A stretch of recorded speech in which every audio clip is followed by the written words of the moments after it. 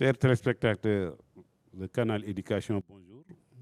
Nous voici encore pour un nouvel entretien avec notre invité, M. Ka, qu'on ne présente plus. L'exercice de cet après-midi, si c'était le schéma narratif, on allait simplement dire que nous sommes à la 4e étape, c'est-à-dire la situation, la résolution ou le dénouement. Vous vous rappelez, nous avions donc en situation initiale l'entrée en politique de Mamadou Dia. L'élément perturbateur pourrait être la création des BDS. L'enchaînement des péripéties, donc c'est la loi cadre, Gaston Deffer, la Fédération du Mali jusqu'à son éclatement et n'est-ce pas, le premier programme économique de Mamadou Dia. Nous en étions d'ailleurs à ce niveau-là. Maintenant, aujourd'hui, nous allons entamer la 4e étape, c'est-à-dire la résolution ou le dénouement. Dans cette étape, nous allons, avec notre invité, aborder les causes de la chute de Mamadou Dia. Parmi ces causes, nous parlerons des causes évidentes et immédiates. Ensuite, nous aborderons les causes cachées, profondes. Et pour terminer, nous aborderons alors un peu la question du procès pour voir dans quel sens son analyse pourrait amener de nouveaux éléments d'appréciation. Monsieur Ka, bonjour. Bonjour. Donc c'est avec un plaisir que nous vous retrouvons, comme je l'ai annoncé tout à l'heure. Nous allons donc aujourd'hui aborder les causes de la chute de Mamadou Dia. J'ai donc indiqué que nous allons d'abord parler des causes alors immédiates et donc évidentes. Ensuite, nous parlerons des causes cachées plus profondes. Donc, vous avez la parole. Je vous remercie et c'est très heureux pour moi de me retrouver avec vos téléspectateurs et pour aborder une phase douloureuse, c'est-à-dire, comme vous dites, la chute de Mamadou Dia et la fin de cette première expérience. Je dis douloureuse parce que si l'éclatement de la Fédération du Mali est une blessure dans l'histoire du Sénégal, la chute, l'arrêt brutal de cette première expérience de gouvernement, c'est un traumatisme pour beaucoup de Sénégalais. Et toutes les générations, non seulement les générations qui étaient là quand ça se faisait, mais même aujourd'hui, les nouvelles générations débattent de cette question avec beaucoup de passion. Parfois même, on croit, c'est comme discuter de la religion. Ça soulève tellement de passion. Alors, ce traumatisme-là, je crois que il y a deux camps. Il y a deux camps. Il y a ce que j'appelle le groupe des vainqueurs, ceux qui ont contrôlé le narratif pendant longtemps. Et même jusqu'à présent, il y a des livres qui paraissent, qui sont toujours dans cette ligne.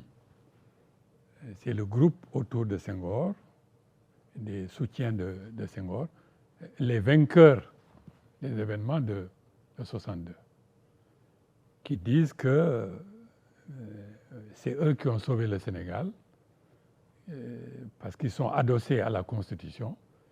Ils ont évité au Sénégal une dictature, des dérives autoritaires. C'est ça le narratif en gros.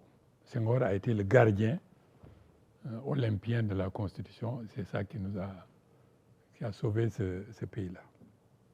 Bon, on verra, il y aura un peu de bémol à ce narratif-là, parce que si c'est vrai qu'ils ont sauvé la Constitution ou la démocratie, comment expliquer les répressions féroces que Senghor lui-même a exercées sur l'opposition quand il contrôlait le pouvoir après le départ de Mamadou Dia? Parce qu'effectivement, la période 63 jusqu'en 68 est caractérisée au Sénégal par une répression très dure. Alors l'autre camp, c'est le camp des partisans de Mamadou Dia, et qui, c'est très intéressant, se retrouve même dans le discours des jeunes, des nouvelles générations, on semble dire qu'avec Mamadou Dia, on a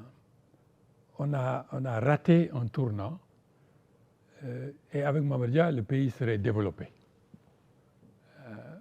Si jusqu'à présent, on n'a pas de résultats économiques extraordinaires, c'est parce que Mamadou Dia a été éliminé en 62. On a l'impression qu'ils disent que la situation actuelle qu'on a, ces jeunes qui meurent dans le désert, qui meurent dans l'océan, c'est parce qu'on a raté ce tournant de 62. Là aussi, il faut un bémol, parce que l'expérience de Mamadou Dia était tellement courte, 1 an et demi. Les hypothèses sur lesquelles son plan était bâti, ces hypothèses-là, certaines peuvent être contestées, n'étaient pas du tout réalistes. Et qui nous dit que Mamadou Dia n'était qu'un brillant peut-être? Parce qu'on n'a pas suffisamment de temps pour dire qu'il allait réussir ou pas. Donc entre ces deux camps-là, normalement, les historiens, les analystes devaient être entre les deux. Mais malheureusement, il y a peut-être certains narratifs, certaines analyses qui pêchent sur 2 points. Le premier point, c'est qu'ils ont un regard d'aujourd'hui sur les événements de 62. Je crois qu'il faut se situer dans le contexte de 62 pour juger ces événements dans leur contexte.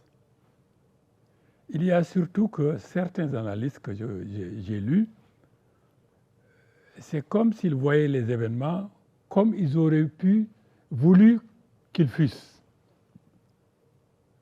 Là aussi, c'est une déviation. Donc, il faut retrouver l'objectivité, analyser les choses. Mais je suis parfaitement convaincu que les historiens ont un rôle extrêmement important pour soigner les Sénégalais de ce traumatisme de 62. Donc, c'est pourquoi l'examen des causes, il faut y prendre le temps pour étudier toutes les causes, et l'examen des conséquences, certaines de ces conséquences qui nous poursuivent jusqu'à présent, c'est extrêmement important. Donc, très bonne entrée en matière, comme on dirait. Maintenant que c'est campé, venons-en maintenant aux causes. Aux causes, voilà. Les causes, il faut rejeter avec beaucoup de sympathie certaines causes qui sont avancées. Les ambitions personnelles, le caractère impulsif de l'un ou de l'autre, les jalousies, qui a trahi, Mamadou Dia a trahi, ou Senghor a trahi, une amitié brisée. Tout ça, je crois qu'il y a des causes beaucoup plus profondes. Je ne veux pas dire que ces événements, ces causes-là n'ont pas une conséquence sur les événements, mais pour moi, c'est des épiphénomènes. Et ça pèse pas lourd à côté des causes que j'estime profondes, beaucoup plus profondes. Et c'est pourquoi j'ai tendance à diviser les causes en 2. Les causes immédiates, comme vous l'avez indiqué tout à l'heure, et les causes beaucoup plus profondes. Alors, cause immédiate, je crois que ça c'est connu, c'est un conflit entre le législatif et l'exécutif, entre l'Assemblée nationale et le gouvernement dirigé par Mamadou Dia. Des députés ont rédigé une motion de censure, l'ont déposée pour que cette motion soit examinée par l'Assemblée nationale. Beaucoup de griefs contre le gouvernement de Mamadou Dia et ils veulent renverser le gouvernement. Mamadou Dia et ses amis, Mamadou Dia à l'époque était président du Conseil, en fait le chef de l'État. Il s'est opposé à la discussion de cette motion de censure par l'Assemblée nationale. il a empêché l'Assemblée nationale de se réunir et de fonctionner. Il s'y ajoute que durant la crise, il a fait couper même les lignes téléphoniques de la présidence de la République pour empêcher une communication entre la présidence et l'extérieur. Donc, ça, c'est une violation de la Constitution. Quelle que soit la couverture ou le chocolat qu'on met autour, il ne voulait pas réellement empêcher l'Assemblée de fonctionner. Il voulait juste un sursis pour que le bureau politique se prononce, ceci et cela. Quel que soit l'habillage, il a empêché à une institution, le législatif, de fonctionner. Alors pourquoi ce conflit entre l'Assemblée et l'exécutif? Il y a d'abord que Mamadou Dia et ses amis avaient tendance à un peu négliger l'Assemblée et les députés. Et même dans les discussions de ces plans, de ces budgets, ils ne tenaient pas compte des amendements de beaucoup de députés. Ils disaient oui, mais dans l'exécution, les députés ne se retrouvaient pas dans les amendements qu'ils ont faits. Deuxième chose, on en a déjà parlé, c'est les émoluments, les salaires et les avantages des députés. Vous vous rappelez qu'il a bloqué les salaires et à chaque fois que les députés disaient « Ah, il nous faut une autonomie financière », et pour justement ne pas être contrôlé par l'exécutif, Mamadou Dia a refusé. Et ces députés-là ont même profité d'un voyage de Mamadou Dia pour augmenter le salaire. Et c'est une question qui va revenir souvent dans l'histoire politique du Sénégal. Et en 1968, quand le régime de Senghor était presque à terre, qu'il a été sauvé par l'armée, l'armée a dit à Senghor, on va sauver le régime, mais voilà l'ultimatum. Et parmi les ultimatums, la réduction des salaires et des avantages des députés. Déjà? En 68. En 68. Donc c'est une question qui revient. Ah oui. Et je crois que même en suivant l'actualité, vous avez vu que ça revient à chaque fois. Absolument. Donc déjà, c'est un élément en 62, le différent entre l'exécutif et le législatif. Et puis c'était quand même les leaders parlementaires, les Lamine Gueye, les Ousmane Ngom, les Fofana et autres, et tant d'autres. C'était des leaders remarquables, très importants, donc qui ne pouvaient pas du tout accepter l'empiètement de leurs prérogatives, de leur pouvoir, par une jeune équipe de jeunes ministres et de jeunes administrateurs pour justement le prérogative. Donc, cet aspect du rôle de l'Assemblée, de l'importance qu'il faut accorder aux députés, je crois que ça a joué un rôle extrêmement important dans les différends entre les législateurs. Toujours est-il que, face au blocage d'une institution majeure, le président de la République a rejeté. D'habitude, Senghor, c'était le négociateur des situations délicates. Mais cette fois-ci, il a pris ses habits de gardien de la Constitution et il a permis à l'Assemblée de se réunir. Et l'Assemblée a voté la destitution de Mamadou Dia et du gouvernement. Donc oui. Voilà une cause immédiate. Oui. Alors, le commentaire, c'est que je fais peut-être, comme on n'a pas beaucoup de temps, je me limite juste à quelques aspects. Parce que ce n'est pas un conflit qui est tombé du ciel comme ça, un ciel serein et soudainement on a un conflit. Ça vient de loin. Ça vient de loin, c'est justement par rapport à la politique de Mamadou Dia, par rapport à un ensemble d'initiatives, d'actions. Et les députés, en fait, ne sont que les porte-paroles d'autres forces ou des alliés d'autres forces économiques qui déjà s'opposaient au gouvernement de Mamadou Dia. Ce que j'appelle, il ne faut pas confondre l'occasion qui est l'affrontement entre l'Assemblée et le gouvernement, qui est une occasion, avec la raison profonde de la chute de Mamadou Dia. Justement, à propos des députés, on disait aussi Mamadou Dia faisait le reproche d'être des affairistes, alors n'est-ce pas, de s'endetter, ne payer pas, ensuite avec des actions dans des sociétés.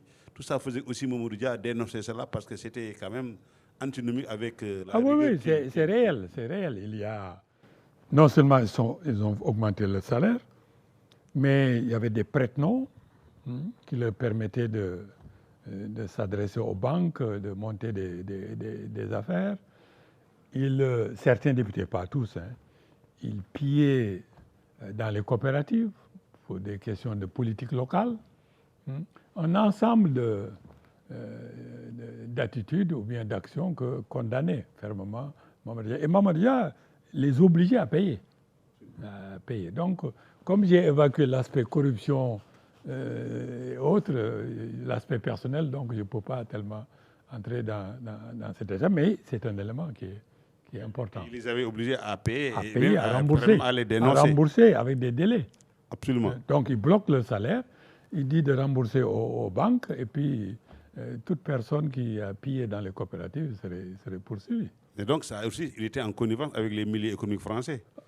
Bon, ça, on viendra. C'est-à-dire, ça, c'est les ennemis. C'est ce que j'appelle les causes profondes. Peut-être, si on a le temps, on reviendra. Maintenant, toujours parmi ces causes évidentes, il n'y a pas d'autres causes évidentes à part ce que vous venez de dire? Importante. Pour moi, je m'en tiens à cet affrontement parce qu'il y a d'autres causes plus profondes sur lesquelles on pourrait... Donc, sans donc perdre de temps, nous allons donc aborder cet aspect des causes profondes. Alors, les causes profondes, il y a d'abord le bicéphalisme.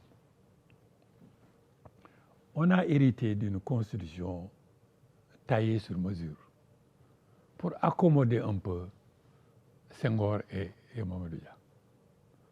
On a installé un bicéphalisme, partage du pouvoir. Et d'ailleurs, c'est extrêmement important parce que Senghor, des années après, les premières années, il disait, bon, Mamadou Dia était un dictateur, il a des tendances autoritaires, il a essayé de faire un coup d'État et tout. Mais des années après, à la veille de son départ du pouvoir, Senghor a écrit un livre qui s'appelle Poésie de l'action. Et là, il avance cet argument de bicéphalisme. Il dit qu'il a commis une erreur psychologique, par conséquent, une erreur politique, en instaurant un bicéphalisme. Il dit qu'un bicéphalisme ne marche jamais, c'est toujours source de conflit. Il l'écrit, hein? Ah oui? Parce qu'il dit quand il y a deux têtes, les clients, les clans se structurent autour de ces deux têtes. Et ce sont les clans-là qui poussent les leaders à s'affronter. Ah, c'est vrai. Donc il dit que ça ne peut pas marcher. Et il avoue que Mamadou Dia n'a jamais été pour le bicéphalisme. Ah oui? Il a toujours revendiqué, dit à Senghor, je suis prêt à être ton second. Senghor l'écrit, ce n'est pas Mamadou Dia qui le dit. Ah oui? Et Mamadou Dia l'a dit, mais Senghor le confirme en 1980. Il dit Mamadou Dia était toujours prêt à être son second. Donc il était contre le présidentiel. Donc il y a beaucoup de témoignages dans le sens que Mamadou Dia était toujours prêt à ce qu'on révise la Constitution pour que Senghor soit numéro 1 et soit numéro 2. Il y a deux témoignages qui disent le contraire. Deux seuls. Dans ses mémoires, Abdou Diouf dit que Senghor a proposé à Mamadou Dia le poste de vice-président. Et Mamadou Dia a refusé parce qu'il voulait contrôler l'appareil administratif. Émile Lerlin Zinsou, un politicien dahoméen, qui était proche de Senghor et de Mamadou Dia, qui était là durant la crise, qui a essayé de faire la médiation entre les deux, confirme que Senghor voulait que Mamadou Dia devienne vice-président chargé des affaires économiques. Comme ça, la crise serait arrêtée. Ce que ces deux-là oublient de dire, c'est que cette proposition de Senghor, c'était après le dépôt de la motion de censure des députés. Mamadou Dia était déjà engagé dans la lutte. Donc il ne pouvait pas reculer. Cette proposition a été faite le 16 décembre. Donc il ne pouvait pas laisser tomber son camp et abdiquer. Donc c'est une proposition qui est venue trop tard. Et deuxièmement, ça veut dire que Senghor pouvait arrêter la motion à n'importe quel moment. Absolument. Et pourtant, il a laissé faire. C'est vrai. Et peut-être on viendra les raisons pour lesquelles il a laissé faire. Il a voulu que Mamadou Dia tombe dans le panneau et justement qu'il lui offre l'occasion de l'éliminer. Donc, ce bicéphalisme-là, pour moi, c'est un élément extrêmement important. Maintenant, des raisons, parce que je suis sûr que s'il n'y avait pas d'autres raisons que le bicéphalisme, l'entente entre Senghor et Dia aurait pu régler ces contradictions-là. Mais il se trouve qu'il y avait d'autres raisons beaucoup plus profondes qui expliquent justement la crise. Parmi ces raisons-là, on l'a déjà évoqué dans les autres vidéos narratifs, il y a, évacuons d'abord ce que beaucoup de gens disent, le rôle de la France. Beaucoup de citoyens, de Sénégalais disent que c'est la France qui a fait tomber Mamadou Dia. Je dirais oui, mais avec un qualificatif. Effectivement, on a vu beaucoup de conseillers français, l'ambassade française qui était en contact avec la présidence et avec Senghor. On a vu beaucoup d'officiers français qui ont joué un rôle aux côtés de Senghor pour justement favoriser le camp de Senghor au détriment de Mamadou Dia.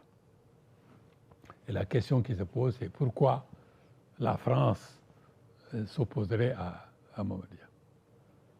Parce que, quand même, Mamadou Dia avait des alliés, des gens qui le soutenaient dans l'appareil à Paris, notamment des gens extrêmement influents, parce qu'ils disaient que seul le caractère de Mamadou Dia peut contenir l'opposition sénégalaise.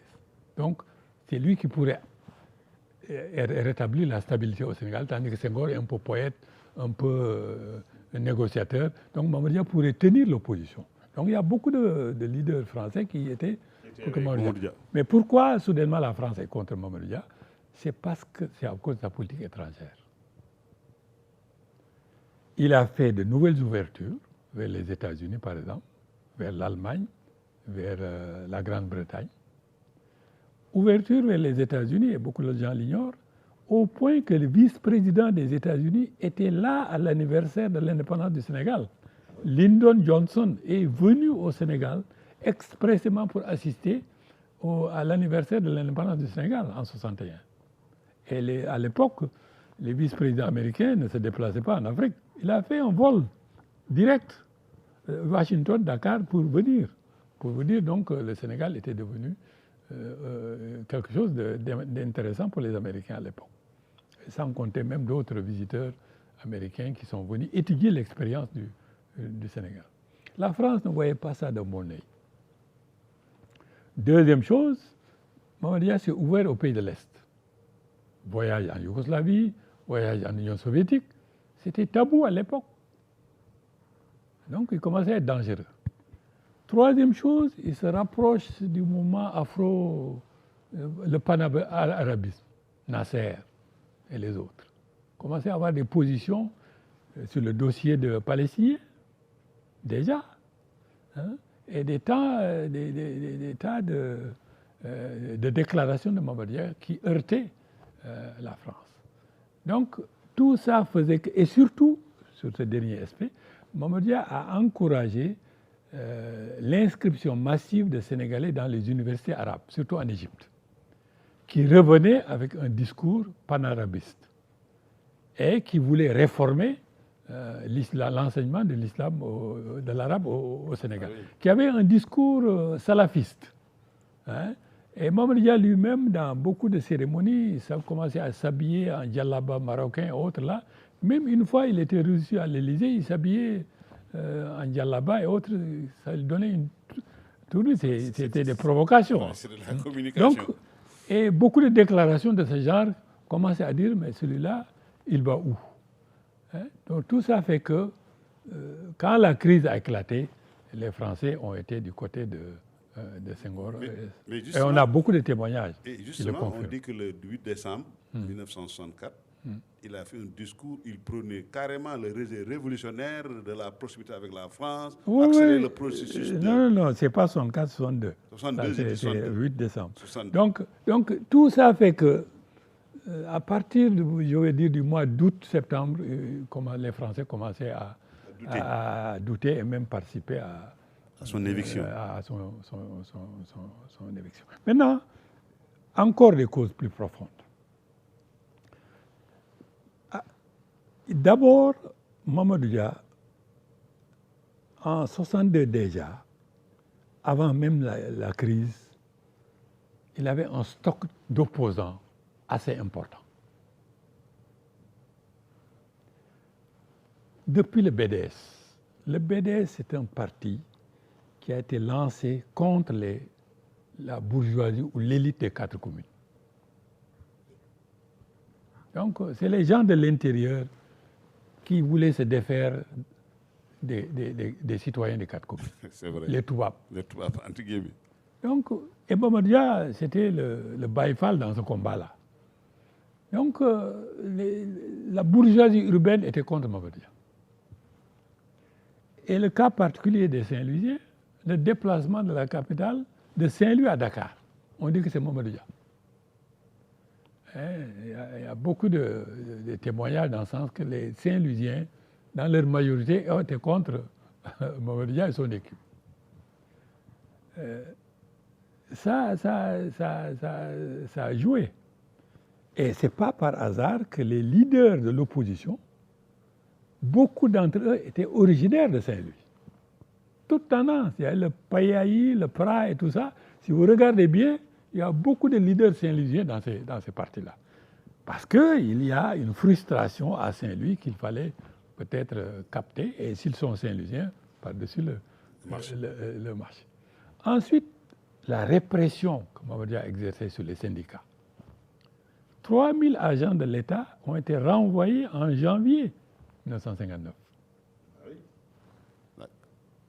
À cause de la grève de l'UGTAN. Ils ont été réintégrés un à un, avec beaucoup de courbettes, et beaucoup ont souffert de cette répression-là. La répression des gens du PAI, du PRA. Donc, pour vous dire qu'il y avait un stock d'opposants déjà qui commençait à être... Et le président du conseil, c'est lui qui donne des coups, c'est lui qui reçoit des coups. Senghor est derrière, lui, il est à l'abri. Le fusible, c'est Mamadou Dia. Absolument. Et même quand Mamadou Dia s'attaquait à des barons du parti, c'est Mamadou Dia, Ibrahim Seydou Ndaw et tous ces gens-là. Senghor est derrière, il tirait les ficelles, mais Mamadou Dia lui servait de fusible. Donc, les rancœurs, c'est contre Mamadou Dia.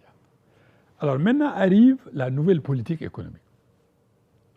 Ce qu'un éminent historien qui s'appelle Mohamed Mbodj appelle le socialisme ruraliste. Socialisme ruraliste. Voilà, c'est une belle expression. Absolument. Alors, les traitants, les marabouts traitants, les transporteurs, les représentants des maisons de commerce, tous ces gens-là ont vu leur intérêt éliminé par la nouvelle politique agricole de Mamadou Dia. L'État a accès directement à la paysannerie sans intermédiaire. C'est une révolution, ça. Une révolution. Donc, mais en tout cas, ça a grossissé le nombre d'opposants à Mamadou Dia. Et j'ajoute, tous ces salaires bloqués, les fonctionnaires, les hauts cadres fonctionnaires ont les salaires bloqués. On disait que Mamadou Dia prenait les ressources, les investissait dans le monde rural. Et ça, c'est une leçon à retenir d'ailleurs. Une leçon qui va revenir. C'est-à-dire cette politique, quand vous voulez prendre les ressources de la ville vers le monde rural, quand vous voulez éliminer les intermédiaires entre les paysans et le marché extérieur, mais vous jouez avec toute l'économie politique du Sénégal. Ça fait pas des éléments du système. Des éléments du système. Donc Mamadou Dia a attaqué ces intérêts-là. Frontalement. Et ces intérêts-là, justement, étaient liés aux députés qui ont déposé la motion de censure. C'est ça qui explique la motion censure. de censure. Parce que les Théophile James, il y avait beaucoup de traitants ou des gens qui avaient des liens avec ces intérêts-là qui étaient menacés. Ils sont organisés justement pour passer par cette voie constitutionnelle pour éliminer le gouvernement de Mamadou. Donc voilà une cause pour moi essentielle. Il y a peut-être 2 autres causes ou 3 qu'il faut mentionner. La première, c'est Mamadou Dia est devenu un peu un calviniste. Un calviniste. Voilà. Avec une rigueur religieuse calviniste combinée avec, peut-être c'est une déformation professionnelle. Mamadou Dia est formé à William Ponty. Donc c'est un insulteur. Vous vous rappelez les insulteurs de l'époque jusqu'à notre génération? Nous, on n'osait même pas saluer nos insulteurs, tellement on courait. Si vous ne voyez pas le premier, vous êtes...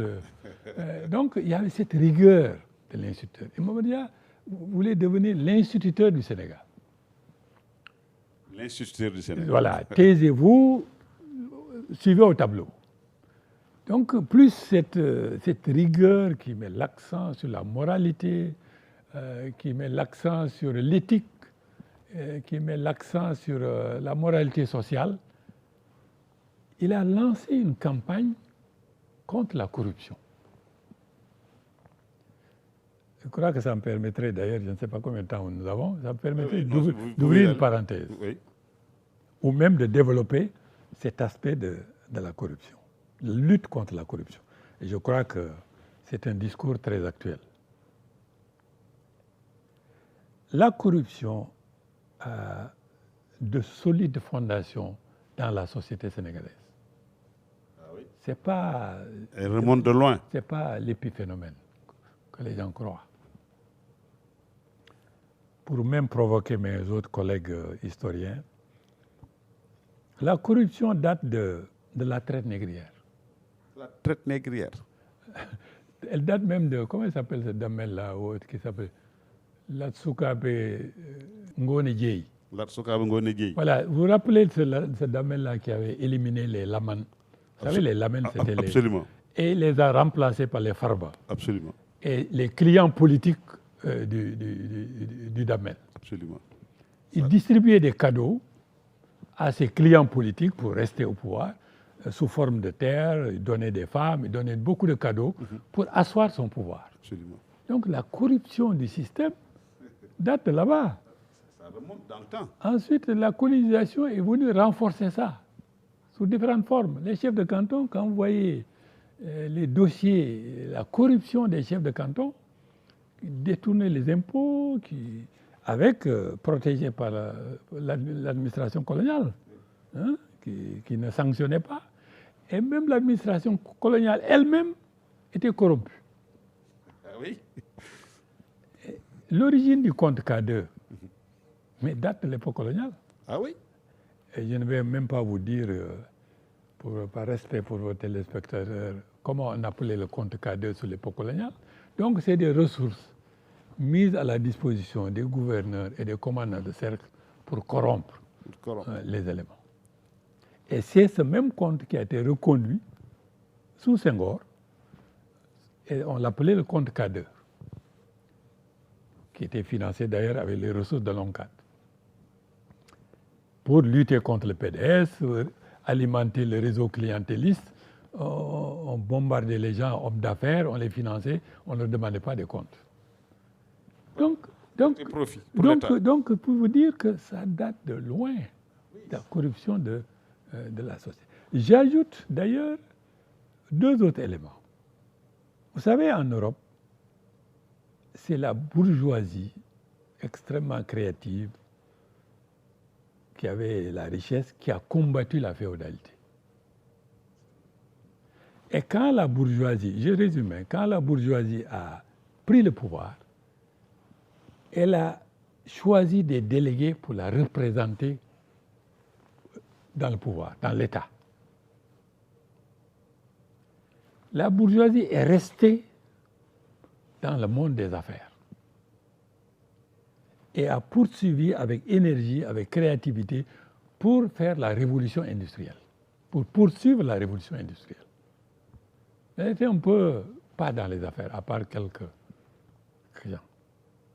Donc l'énergie mobilisée pour liquider la féodalité a été réinvestie dans les affaires. Nous, en Afrique, c'est le contraire. Il y a toute une énergie qui a été mobilisée pour se défaire du système colonial.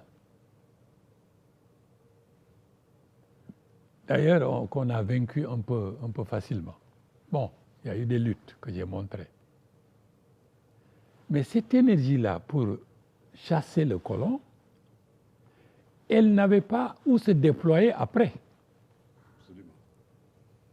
Dans les affaires. C'est pas de capteur. Le capteur, c'est l'État. D'autant plus que le mouvement nationaliste était dirigé par des diplômés sortis de l'école coloniale. Donc, ce n'est pas des hommes d'affaires. Et ce sont ces diplômés-là qui ont capté l'État. Mais l'État, il n'y a pas de bourgeoisie, il n'y a pas d'industrie. L'État, c'est la seule source de revenus. Le robinet qui faisait couler les ressources, il y a un seul robinet, c'est l'État. Donc tout le monde se ruait vers là-bas pour capter ces ressources-là. D'autant plus que notre société tolérait la corruption. Il y a deux morales dans notre société. La morale au niveau du village, au niveau individuel, où il était interdit de voler un poulet ou de corrompre. Ce n'est pas normal. Mais cette même société, ta propre famille accepte que tu détournes des ressources de l'État pour régler les problèmes de la famille, les problèmes de la société. Donc vrai. Il y a deux morales qui fonctionnent. Absolument. Donc qui sanctionnent la corruption publique. Donc tout ça pour vous dire que quand on veut lutter contre la corruption, il faut prendre le contour du phénomène.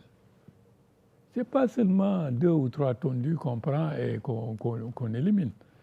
C'est toute une encyclopédie de la question pour définir des stratégies globales pour lutter contre la corruption. Absolument. Donc, c'est cette lutte de Mamadou Dia contre la corruption qui lui a encore ajouté des ennemis qui sont glutionnés. Donc, voilà un peu un ensemble de... Cette parenthèse-là. Oui. Donc, vous avez dit que donc, il était un peu calviniste. Voilà, calviniste, qui voulait mettre l'accent sur la morale et autres, qui l'a mené à la lutte contre la corruption et même à la lutte contre la prostitution. Ah oui? Et les gens, Mamadou Dia a lancé une campagne dans les villes contre la prostitution, avec des manières extrêmement violentes. Les prostituées étaient prises comme ça par la police, on les humiliait en public, on les ramenait dans le village. Rasés, paraît-il. Rasés ou on les donnait en mariage. Humiliés. Et même des mariages en série. Un marabout se présente, on te marie. Ensuite, une répression aveugle. Or, la prostitution, c'est le résultat de l'exode rural. Le résultat que l'économie rurale ne nourrissait pas sa population. Hein? Donc, lui, il a pris ça sous l'angle moral. Or, c'est l'angle anthropologique qui lui aurait permis justement de définir une stratégie beaucoup plus globale. Mais pour ce qui nous concerne, c'est aussi une des causes de la chute de Mamadou. Maintenant, les causes fondamentales. C'est des causes importantes que j'ai dites, mais il y a 2 à 3 causes fondamentales qui sont sous-analysées. La première est sous forme de 4 éléments. Je les liste pour ne pas les oublier. Il y a le congrès du parti à Thiès en février 1962. Février 62. Il y a l'article de Ben Madi Cissé sur l'animation rurale paru le 4 avril 1962. 4 avril 62. Il y a la circulaire 32 de Mamadou Dia en mai 1962. Mai 62. Il y a la constitution d'un groupe de réflexion sur le socialisme africain qui a la couverture de Mamadou Dia, qui propose une nouvelle définition du socialisme africain. Il y a enfin le discours de Mamadou Dia au colloque de 1962, que vous avez évoqué tout à l'heure. Alors, le congrès de 62, c'est la cassure de l'Union progressiste sénégalaise. C'est pourquoi les analystes doivent se méfier des communiqués que les bureaux politiques des partis émettent.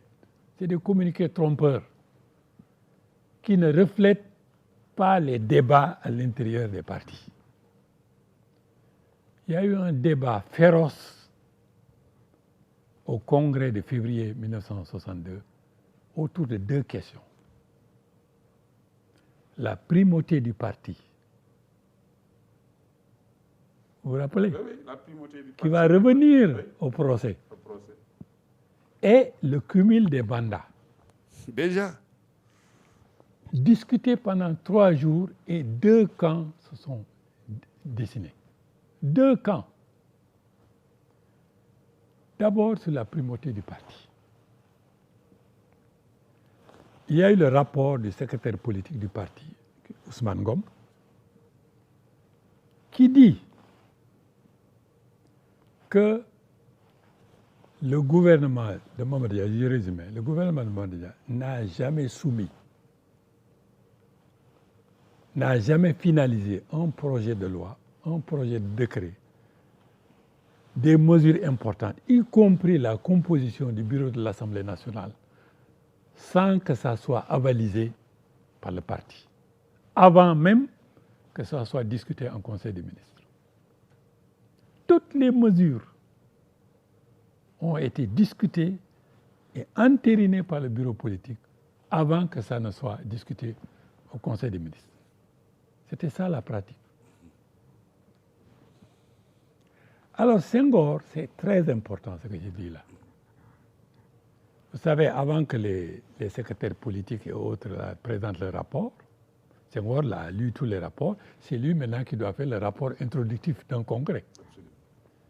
Au milieu de son rapport, qui est un rapport substantiel, oui, volumineux, il dit ceci, éloge au gouvernement,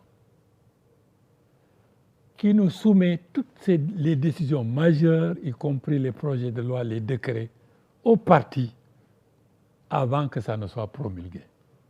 Éloge au gouvernement. Nous félicitons le gouvernement.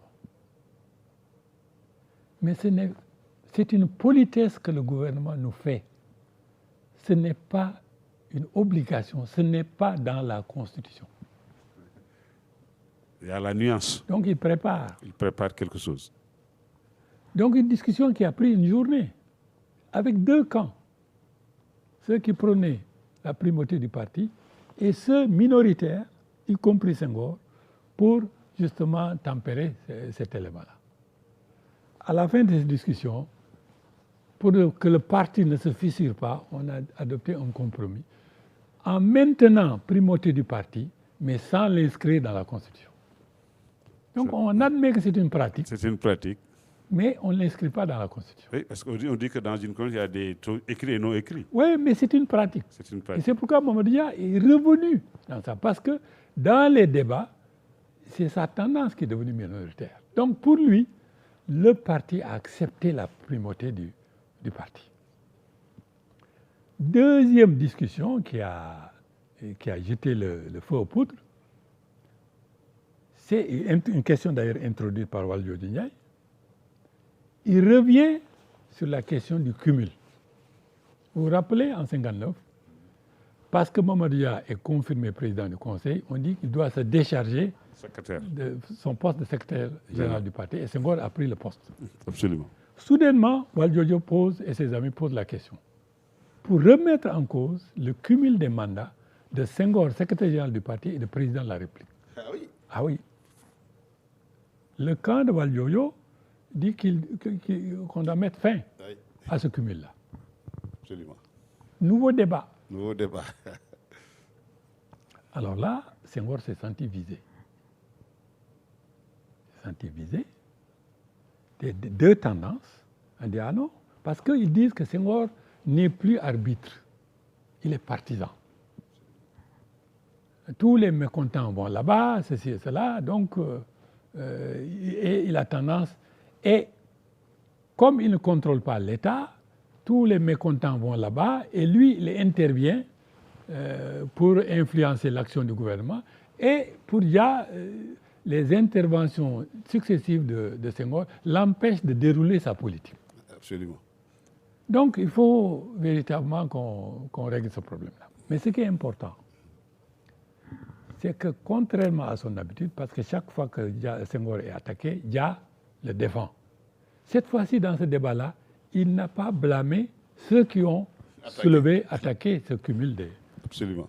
Alors là, les gens commencent à se dire, ah, ces gens qui parlent de cumul-là, ils sont couverts par Mamadou Dia. Donc, pour un peu abréger la discussion, on a abouti là encore à un compromis. Comment?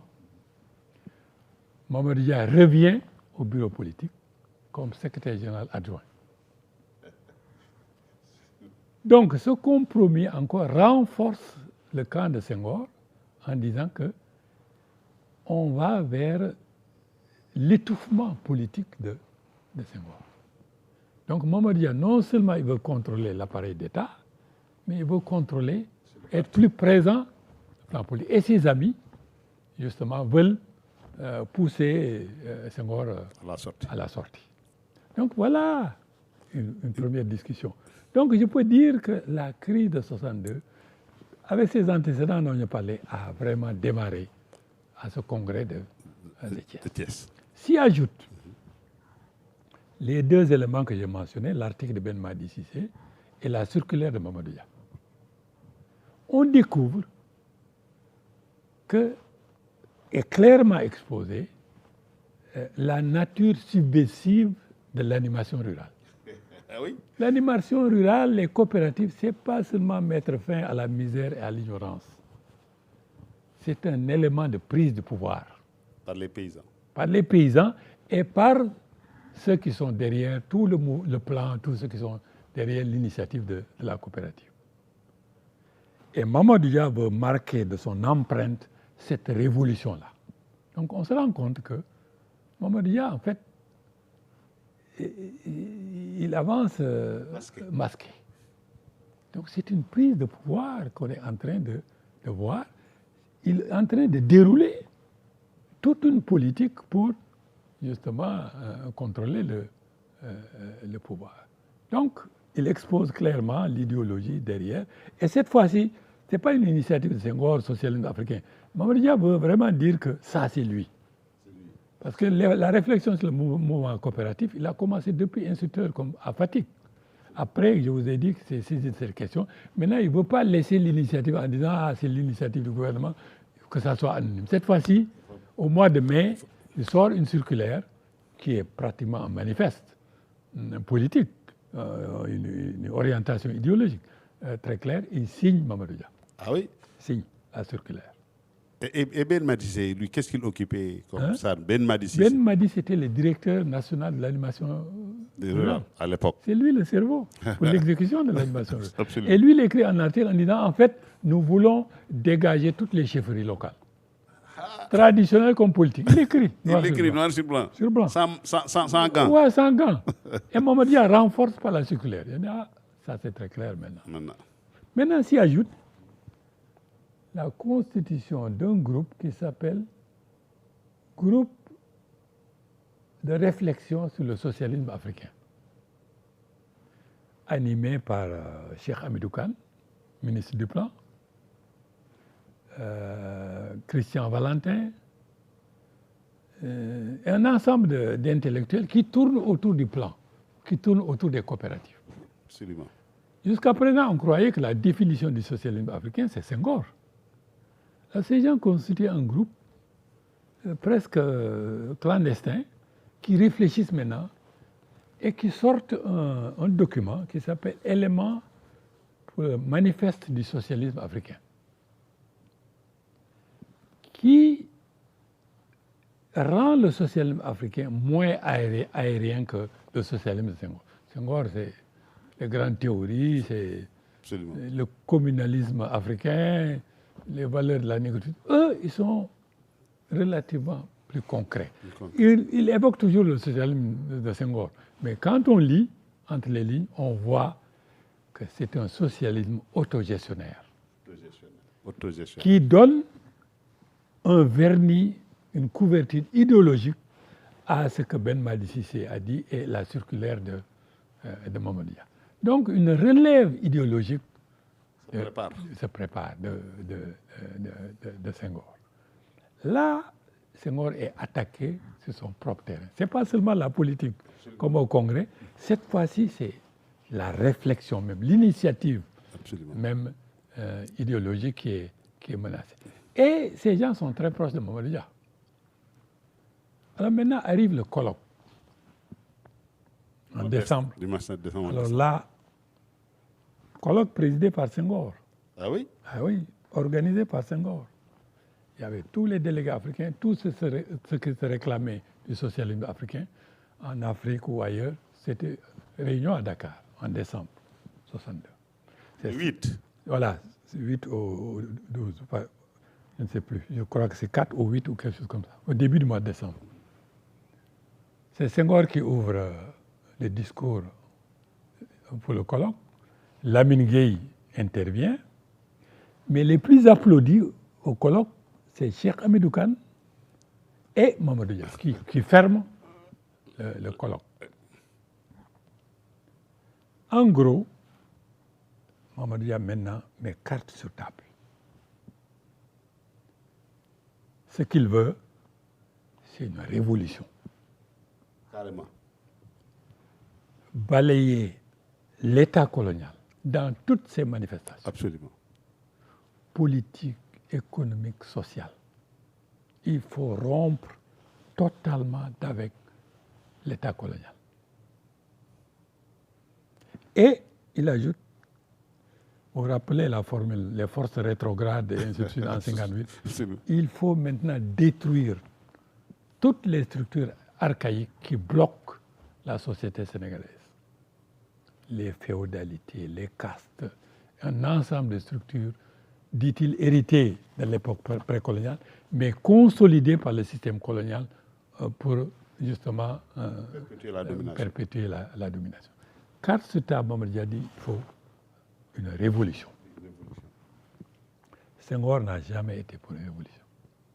Donc vous voyez que les visions des deux leaders, ce n'est pas seulement une différence politique, ce n'est pas seulement le rôle, l'expérimentation. Senghor, il voulait une expérimentation de son socialisme dans le secteur agricole. Mais il ne faut pas attaquer les chambres de commerce, le secteur privé et autres. Et même cette révolution dans le monde rural par étapes. Donc vous voyez une divergence dans les visions. Les visions sont décalées. Absolument. La temporalité entre Senghor et Mamadou Dia n'était plus la même. Absolument. Donc ce n'est pas seulement un problème de trahison, de problème personnel entre les deux. C'est plus profond. C'est plus profond que ça. Mais je crois que malgré la préparation de Mamadou Dia pour prise de pouvoir, avec tous les aspects que j'ai évoqués, Mamadou Dia ne voulait jamais, à mon avis, ne voulait pas renverser Senghor. La preuve que j'avance, c'est que chaque fois qu'il y a une divergence de fond entre les deux, ils sont retrouvés à Paris.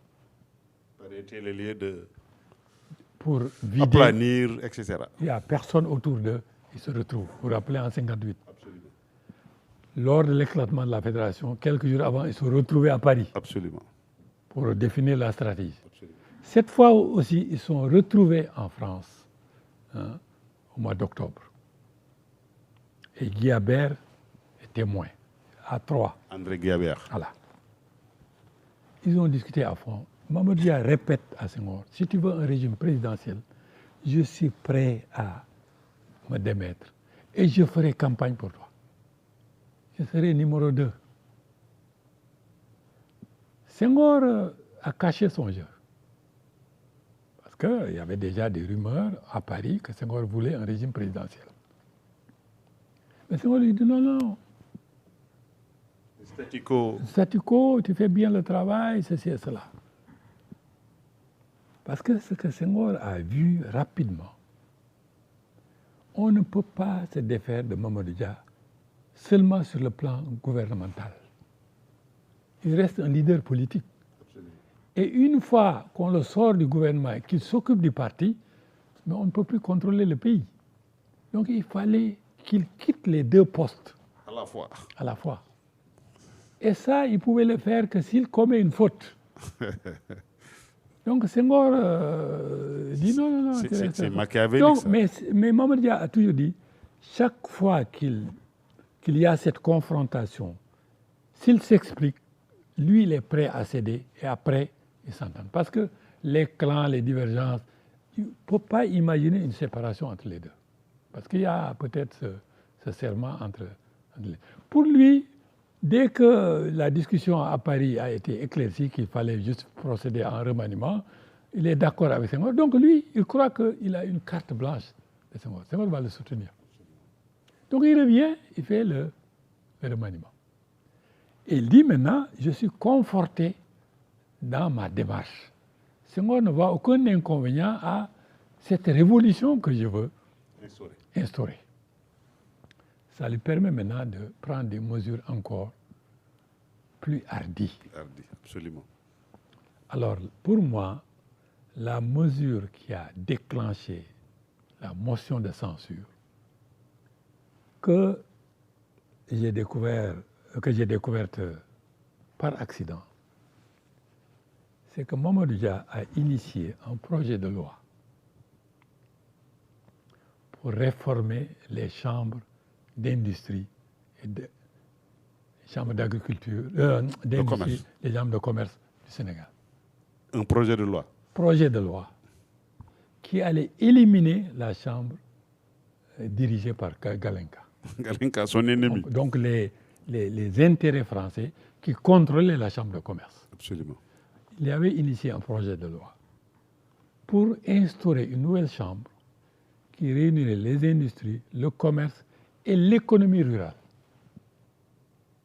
où la représentation de l'économie rurale serait encore plus forte. Absolument.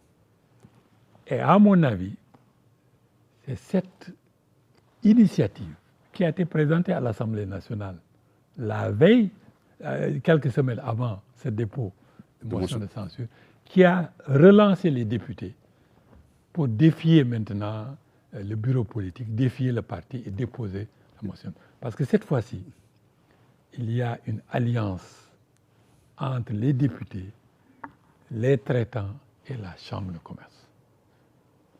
Et la Chambre de commerce va jusqu'à se mobiliser directement pour justement équiper les députés, justement pour déposer, il fallait absolument déposer cette motion de censure. Donc quand l'Assemblée a reçu ce projet de loi, parce que là, Mamadou Dia aussi, il n'a pas spécifié qu'est-ce qu'il allait faire, comment il a organisé cette chambre.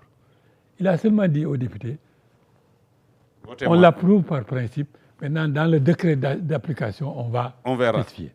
Alors l'Assemblée a réagi en disant, on confie ça à une commission, et entre-temps, eux, ils sont dépêchés pour déposer la motion de censure. Et quand le gouvernement a été renversé, on n'a même plus examiné ce projet. Pour moi, c'est ça le déclencheur. Le déclencheur. Donc, qui fait que, justement, il y a, pour moi, un ensemble de causes comme ça. La dernière cause, peut-être, si on a le temps, c'est la question qui se pose. Pourquoi Mamadou Dia, soudainement, qui agissait toujours en stratège, étape par étape, soudainement, il y a une cascade de mesures comme ça, et qui attaquait tous les fronts, et qui se créait des ennemis. Inutiles, finalement. Non, pas inutiles, mais en même temps. En même temps. Au lieu de procéder par étapes. Et en y réfléchissant, on pourrait dire, mais c'est la vitesse à laquelle il a mené de front toutes ces mesures-là qui a fait sa chute, qui explique un peu sa chute. Donc il s'y est pris rapidement. Alors quand j'ai examiné la question, je me suis dit, l'itinéraire de Nkrumah et l'itinéraire de Nyerere, c'est un peu ça. Je vais dire, mais à quelle vitesse? Parce qu'un peu, c'est la même trajectoire. C'est la même trajectoire, c'est le même programme. Comment eux se sont débrouillés avec ce genre de mesures quand ils ont affronté tout ce front-là, quand ils ont voulu se lancer dans cette révolution-là? Alors j'ai trouvé dans les mémoires parce que Nkrumah a écrit 2 livres extrêmement importants. Le premier, c'est, après sa chute, c'est Dark Days in Ghana, et le second, c'est Conakry Years. Et dans ces livres-là, il dit qu'il n'a pas exécuté son programme très rapidement. Il a pris du temps. Il n'a pas pédalé assez vite pour sa révolution. Donc ses ennemis politiques, ses intérêts qui étaient menacés, l'ont vu venir et se sont organisés. C'est pourquoi il a été renversé. Okay. Donc il a été lent. Donc vous voyez, la cadence. Nous, on nous dit, peut-être on pourrait penser qu'il a été trop vite. Donc finalement, à quelle vitesse on doit entamer une révolution? Mais toujours est-il que, à mon avis, Dia a voulu entamer une révolution sans avoir toutes les armes. Parce qu'en face de Dia, de ses intérêts, qui était derrière Dia? Sur lequel on est obligé de dire quelles sont les forces sociales contre lui et les forces sociales avec lui. On a déjà énuméré les forces avec lui, mais les forces qui étaient avec Dia? Bon, disons les bénéficiaires, les paysans. L'expérience est trop courte pour que les paysans soient suffisamment conscientisés ou animés pour devenir une force sociale et s'allier avec Mamadou Dia. Donc les résultats tardaient à venir. Le cycle pour que les résultats se transforment en soutien politique, c'est trop long. Il y avait les intellectuels, les techniciens qui pourraient être avec lui, qui sont d'accord avec les objectifs de son plan. Combien étaient-ils? Compter sur les administrateurs civils, l'administration. Mais l'administration, les jeunes, les Abdou Diouf, les gouverneurs, ils étaient combien? 7 gouverneurs, chacun 2 adjoints, ça fait 14. 27 commandants de cercle, chacun un adjoint, ça fait combien? 85 peut-être chefs d'arrondissement. Mais même les chefs d'arrondissement, quand on a aboli les chefferies pour ne pas créer un front, on a recyclé certains chefs qui savaient lire et écrire, et ou bien leurs fils. Absolument. Donc les 60%, les 60 des 80 chefs d'arrondissement, c'était des chefs traditionnels. Absolument. Donc ils ne pouvaient pas s'aligner avec la politique de Dia. Donc si on compte les forces de Dia, c'est une portion congrue. On a conclu. Or, une révolution, c'est tu attaques une société. Alors, il faut des conditions spéciales pour déclencher une révolution. L'histoire nous enseigne que c'est généralement après une défaite militaire qu'on peut enclencher une révolution. Ou une crise grave, majeure, génocide ou effondrement économique, ou bien même un effondrement mental. On profite de cette occasion pour déclencher une révolution. Si on avait obtenu notre indépendance sous une forme violente, comme dans les mouvements de libération, on aurait pu enclencher une révolution, changer la société. Mais nous, on l'a vu, une forme pacifique.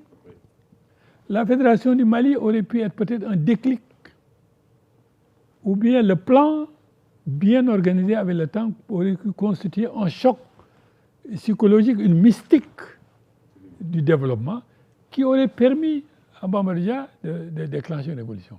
Mais c'était plus ou moins une forme négociée et soudainement, Mamadou Dia, c'est comme s'il était convaincu que, je ne sais pas comment le dire, a-t-on idée d'enjamber un précipice par étapes. Il était convaincu que c'était une course de vitesse. Et peut-être il avait raison. qu'on allait le balayer. Et je crois que Nkrumah aussi, en 64-66, il a eu la même impression. Soudainement, cette phase de lente et haute, là, il fallait. Je crois que là, pour moi, c'est aussi un facteur qui aurait pu... Je crois que Sankara a donné à peu près la même image. Il était sur une pente de montagne. Il était obligé de pédaler, Même Dia était mieux armé que Sankara quand même. Mais toujours, c'est cette même logique. À quelle vitesse? Comment déclencher une révolution dans les conditions de nos sociétés africaines? C'est une grande question. Et ça nous mène à Cabral, ça nous mène à Fanon, ça nous mène à Nyerere et tous ces penseurs. Mais je crois qu'on n'a pas le temps de discuter on n'a pas trop le temps. Malheureusement, je voudrais qu'on aborde un peu le procès. Ouais. Bon, sur cet aspect-là, juste peut-être ce qui est nouveau, selon une certaine opinion, le procureur général Ousmane Camara du moins, alors dans ce qu'il a écrit dans le dossier, alors comme ça contre Mamadou et sa prise de parole lors de l'audience, il y a un petit décalage. Est-ce que ça aussi on peut l'aborder rapidement? Le procès, je dirais 3 choses très rapidement. Je n'ai pas trouvé, comme je l'espérais, un document explosif qui révise les conclusions à partir de ce que nous avons. Ni un témoignage, floraison de témoignages, qui oblige à changer le narratif. Troisième chose, tous les 2 camps ont violé la Constitution. Senghor l'a violé avant Mamadou Dia, mais Mamadou Dia, en arrêtant les députés, en empêchant l'Assemblée de fonctionner, il ne savait pas que Senghor avait déjà violé la Constitution. Déjà. Très bien. Donc, troisièmement, c'est un procès politique et il fallait éliminer ce camp-là, aussi bien dans l'État que dans le parti. Et ma conclusion majeure, c'est que dans ce genre d'événements, pour les événements de 62, l'aspect juridique est dépassé par l'aspect politique. Quel que soit, je suis peut-être un peu aventuriste en le disant, quels que soient les documents qu'on va découvrir sur l'aspect juridique, c'est un procès politique. Mamadou Dia l'a cité dans sa défense au procès, il l'a cité sur le plan politique. Jean-Alfred Diallo, dans son témoignage, après, il a dit Mamadou Dia n'a jamais voulu faire un coup d'État. Absolument. Ousmane Camara, le procureur qui était bien placé, il a dit que la sentence a été arrêtée avant le procès. Absolument. La constitution du jury, c'est les signataires même de la motion qui jugeaient Mamadou Dia. Donc, comment voulez-vous avoir un procès politique et s'attendre à un jugement équitable? C'est pas possible. C'est pas possible. Voilà. Donc, pour moi, c'est clair dans nos esprits. On a éliminé un camp et on a utilisé des moyens politiques. Bon, le procès, le procureur et tout ça, les avocats qui disaient ce que... Ça, c'est pour la consommation extérieure. Pour que le Sénégal présente cette image de démocratie. Et on verra dans les conséquences. Malheureusement, on n'a pas le temps de dire.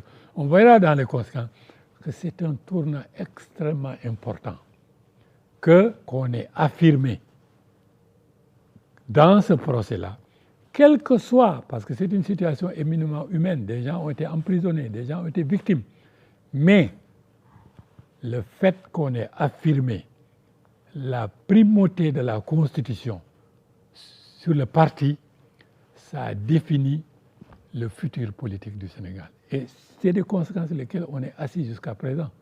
C'est un acquis qui nous a permis de survivre comme un régime démocratique. Très bien. On verra peut-être. Donc, ce procès, donc, on continue à vivre ces avatars. C'est ça, oui. Très bien. Donc, comme l'a si bien dit M. K, je crois qu'aujourd'hui, donc, on a eu... Oui, vous me permettrez, parce que j'ai oublié. Dans la vidéo, la dernière fois, par erreur, j'ai dit qu'il y avait 300 000 Français au Sénégal. Ils étaient 30 000. Okay. Autour de 30 000, plus les militaires. Très bien. Sénégal, c'est une erreur à corriger. Donc, oui, je crois que j'ai les mêmes rectifiés dans les commentaires. Donc, chers téléspectateurs, vous le voyez, nous aborderons naturellement les conséquences de ce procès et de la chute de Mamadou Dia la prochaine fois. pour véritablement faire le tour d'horizon de cette question, comme l'a dit M. Eka, qui continue d'impacter encore notre quotidien. Et je crois que nous aurons l'occasion, à cette occasion, de voir toutes ces conséquences-là qui continuent, comme nous l'avons dit, d'impacter notre quotidienneté. D'ici là, donc, chers téléspectateurs, nous vous demandons de continuer à suivre le programme de Canal Éducation. Et merci pour l'attention que vous nous avez prêtée. Merci.